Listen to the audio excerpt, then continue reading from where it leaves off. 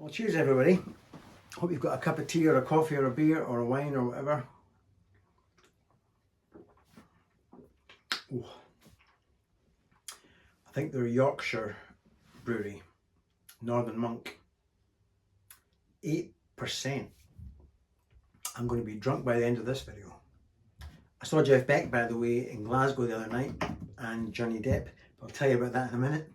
First, let's look at the Epiphone. This is my kind of most affordable guitar. And you can see that. I've dulled the pickup covers down, and I've tarnished the trapeze thing. So I've had it for a few months now, and the last couple of days, bad news. I think it's a good guitar let down by probably sloppy pots and sloppy pickup selector. I'm losing volume and it cuts out, and I wiggle it, and it's more than just a dirty pot. I think it's not cutting out as such, but the power comes and goes a bit. Maybe a spray with contact spray, but it doesn't happen to any of my other guitars. All guitars can get a dirty pot now and again, but it makes you think, is there a reason this one is the affordable guitar?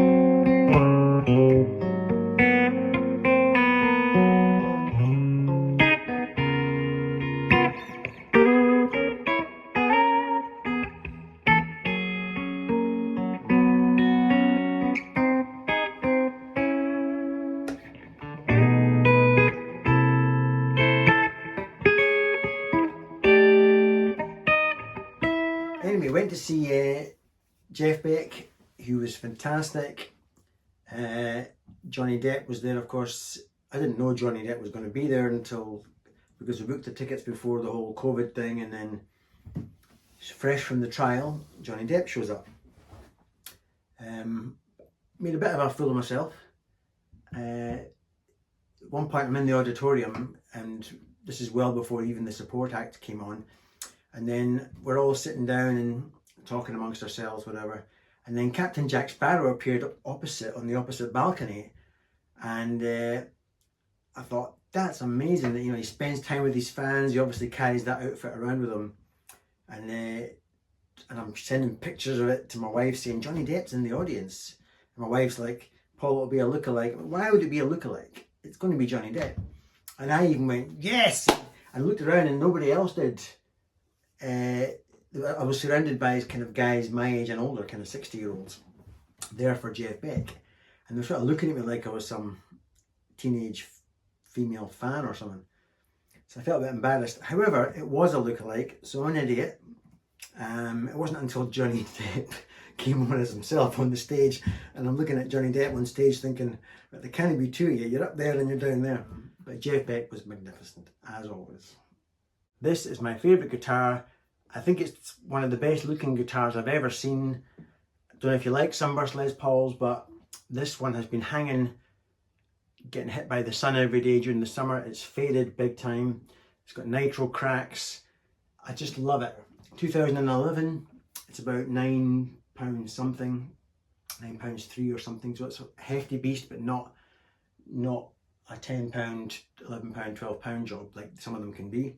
It's an R9.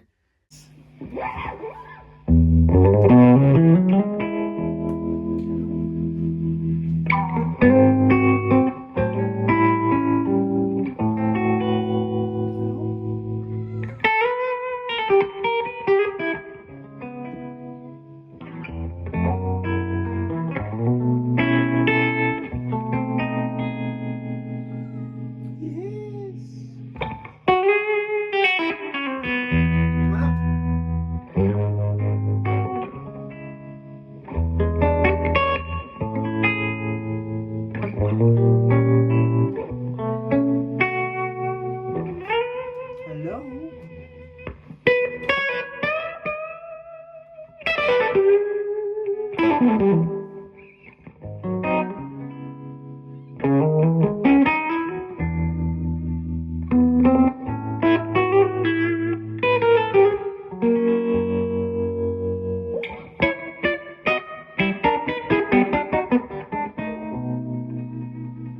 See, Tom Bukovac mentioned me. So I'm absolutely delighted to see somebody that I admire so much. He's one of my heroes, Uncle Larry, mentioning, or a subscriber, I think, one of his said, have you heard of Paul Stafford Cook? And Tom does know me. We've conversed a couple of times, and he said a couple of things that suggest he's been listening to one or two of my videos. And for him to say such nice things about me, and that I've got soul, and that, you know, these nice things, so absolutely delighted. So cheers, Tom. Next guitar. Oh, that's good. This Swamp Ash Beauty, or Disgusting, whichever side of the fence you're on. 2017 Fender Custom Shop 52 Heavy Relic. It underwhelmed me when I got it in terms of its sound. It was a twangy Telecaster, but it felt great. The neck was lovely. I just could spend hours on it. So comfortable, so light. But I just knew it could give more. And most of you would agree the £1/4 in the bridge really set this thing on fire. I paid full price for the pickup. Mr. Seymour and Mr. Duncan, whoever they are, I don't think they know of me or know that I exist. I just love that pickup. This I'm 50-50 about. It's great. Would I do it again? Yeah, I'm glad I've got a humbucker in the neck, or maybe a P90 would be just as good.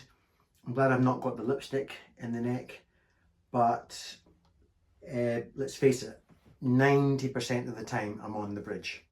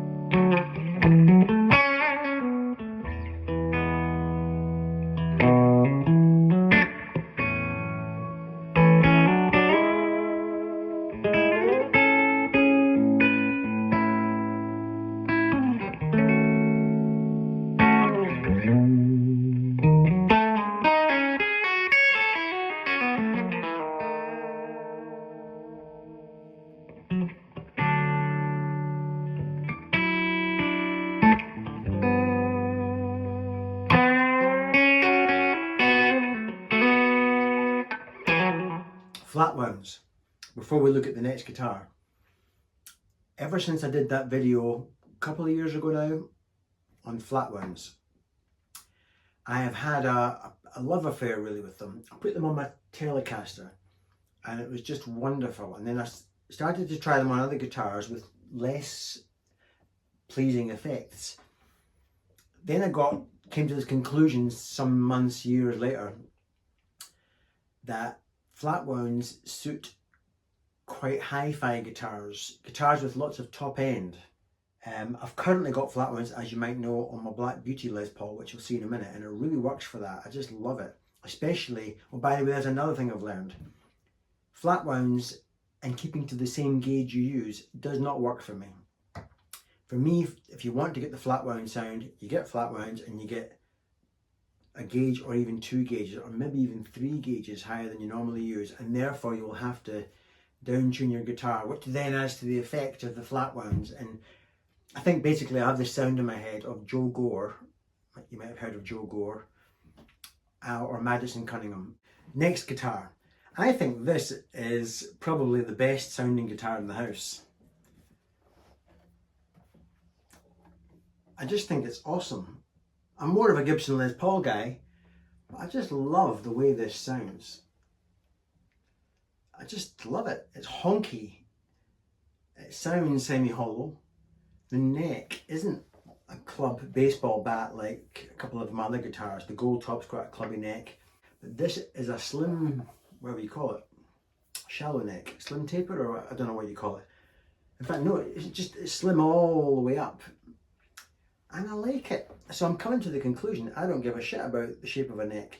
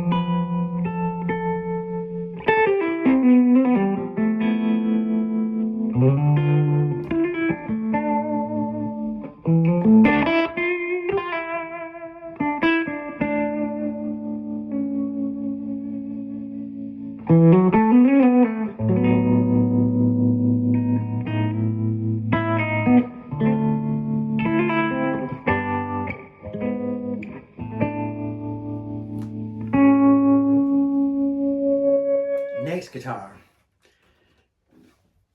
I said I'm not a Strat man, and then I sold my white custom shop Strat, and then started to realise why I was not a Strat guy, and refined it and distilled the whole idea in my head. Why don't I like Strats with their weedy tone and their whammy bar that you can't do licks like this? Well, mind you, it's got flat winds on it, I can't do that anyway. But the point is, you can't do bent notes whilst maintaining unbent notes. The whole thing just goes out of tune because it's all balanced on a spring. Ticks me right off. And unless you're Jeff Beck, a tremolo doesn't really do anything for me. So, hence why the Oswald was born, with beefier pickups. So I've got bass plates underneath the pickup which project more sound outwards. Slightly hotter wound vintage pickups by Nick Oswald.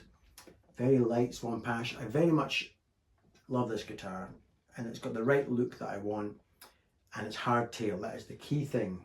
Hardtail, giving it a more direct sound. It's even got a three-way switch, which for me is fine because I can wedge it like that in the out of phase positions if I want, but I'm not that keen on that sound, so let's hear it.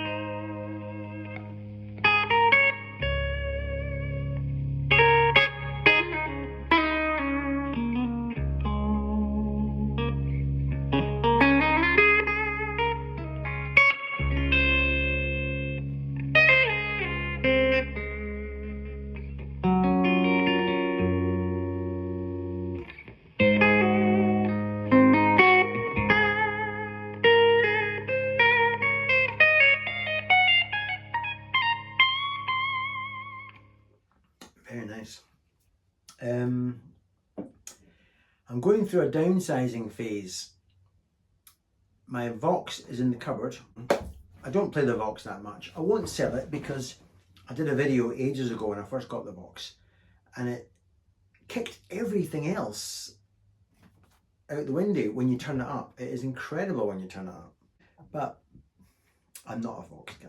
I've been downsizing my pedals. I've sold a lot. Remember the last video I did on my pedal? I think it's my pedal board, whatever it is. I've got a lot of pedals.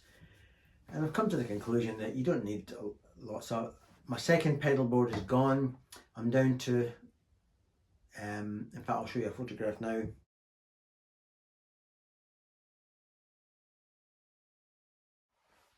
So as you can see, one board, a Kingsley Page, which fattens everything up, it's beautiful, and my Hagerman Overdrive, which has an element of fuzz in it, and the two cheap pedals, the Cafe or Lime and the Sweet Cream from Tone City. What more do you want? I've kept a couple. I've kept my Hudson Broadcast, my GTM SS Overdrive, and the NUX Steel Singer, which I may interchange from time to time, but that board has everything I'm needing, and I quite like the simplicity of not having choice. Choice, we think we want choice, man. Anyway, let's listen to this next guitar, but before we listen to it, let's see what I'm talking about. How nice is that? I went into Guitar in Glasgow and I was looking at their Murphy aged customs. This is nicer looking. This is one of the nicest looking customs. In fact, this is the second nicest looking custom I've ever seen. The nicest looking custom I've ever seen belongs to Barry Cadogan. He's got a genuine, I think it's a 54, the first year of the Black Beauty, and he's got the staple pickup in the neck, the P90 I think it is in the bridge. He's got an aftermarket Bigsby, and that looks the bollocks. That looks just 10 out of 10. But this is 9.5 out of 10 for me. You may not agree, maybe you think the binding is too yellowed, I don't know, but this is awesome for me. I just love it. This is £10 exactly, bit of a weighty beast.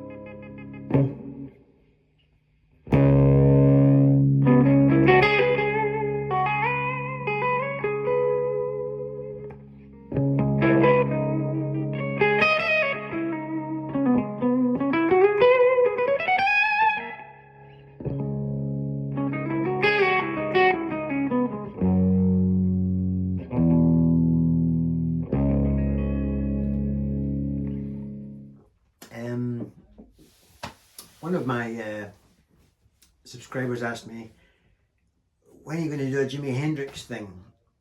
And the answer is never. Same as Stevie Ray Vaughan, I put them in the same camp. They're gods. They're absolute guitar gods. Every time I watch Hendrix, I stop what I'm doing and I just watch, and I just let them wash over me. I've never seen a force of nature like him. Incredible. But there's no point in me trying to copy somebody I can't copy. Like, I've got a sort of an opera thing going on. I can kind of copy him. I can't really copy Gary Moore. I can kind of copy Roy Buchanan to tiny wee degrees, but he would kick my ass. I can't copy Jeff Beck. And there's certain people you just think, I'm just not even going to try. And some people, particularly like Jimi Hendrix and Stevie Ray Vaughan, they're so imitated. I mean, if I hear another rendition of Little Wing, I'm going to scream. And another Texas blues a la Stevie Ray, it does my head in, it grinds my gears. So you've never seen me imitate these players. Stevie Ray Vaughan, wonderful. I can't stand the impersonators. I just can't stand it. I just don't even want, the minute somebody goes ka-chung, ka-chung, I just turn it off. I just can't stand it. I just literally turn it off. But watching Stevie Ray do it, wonderful. I've got such a chip on my shoulder, haven't I? Anyway, next guitar. This one's a cool one. It's maybe the guitar I play the least. It's a wild child, and yet it's very comfortable. It's really comfortable to me. Hours can fly by on this. It's heavy, but it's not Les Paul standard heavy. It's a little bit lighter than that. I can't remember the weight. I'm going to guess I'd say it's 8 point, you know, it's nearly £9, but not quite £9. Just very comfortable, beautiful playing guitar. The fret ends, you can tell it's custom shop. It's a 57, I think, reissue. The aftermarket bridge intonates beautifully. Everything is fantastic. The taper on the pots, the neck, the way it feels, the nut that doesn't stick. It's just right up there and deserves to be what it is, a quality custom shop guitar.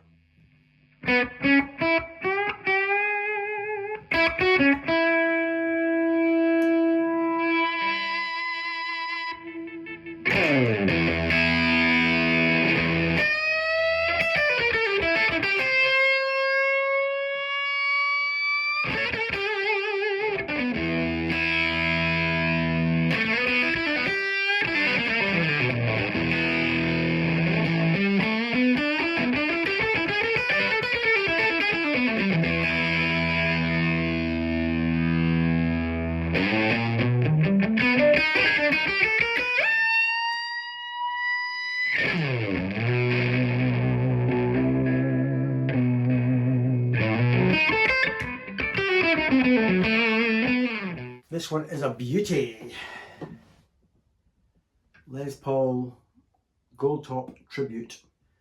This was part of a run of, I don't know, 700 odd guitars in the year of Les's death. I can't remember what year that was, but it's part of that special run they did. And the serial number, and you can see that, is it 1959C or something? 1959C, and the word prototype, and you can see that stamped into the back of the headstock. This is not standard. I've done a video on this guitar. So this is an aftermarket from Mojo Wax, because I broke the first one trying to intonate the guitar better. But this one has a little bit of staggering in this tailpiece to intonate it. And it has improved the intonation. And it has an almost Telecaster-like tone pot. When you turn that off, it is off. When you bring it in, whoa, you've got that Roy Buchanan wah-wah. It's incredible. Big beefy neck, gorgeous guitar. Let's hear it.